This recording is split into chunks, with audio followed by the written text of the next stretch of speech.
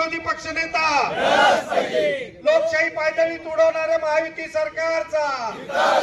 लोकशाही पायदळी तुडवणाऱ्या महायुती सरकारचा,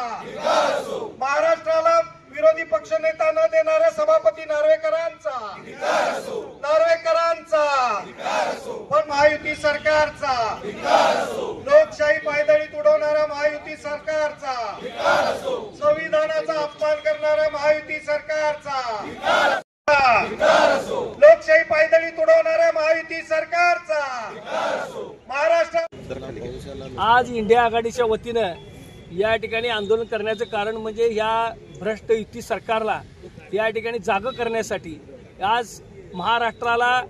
विरोधी पक्षनेता नाही आहे। कारण विरोधी पक्षात न देण्याचं कारण म्हणजे त्यांची दडपशाही आणि त्या दडपशाही अंतर्गत त्यांनी चालू केलेला भ्रष्टाचार, हा भ्रष्टाचार मीडियाच्या माध्यमातून जनतेसमोर येऊ नये आणि हे जे सरकार या ठिकाणी बसलेलं आहे त्या ईव्हीएमचा घोटाळा करून या ठिकाणी ते बसलेलं आहे आणि म्हणून हे जे त्यांना संख्याबळ आज त्याच्याकडे आहे त्या संख्याबळाच्या ताकदीवर जोरावर दडपशाही आणि हिटलर मार्गाने या ठिकाणी हे सरकार या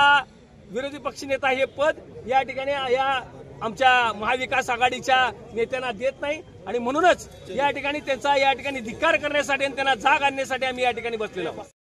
महायुती सरकारचा, लोकशाही पायदळी तुडवणाऱ्या महायुती सरकारचा, संविधानाचा अपमान करणाऱ्या महायुती सरकारचा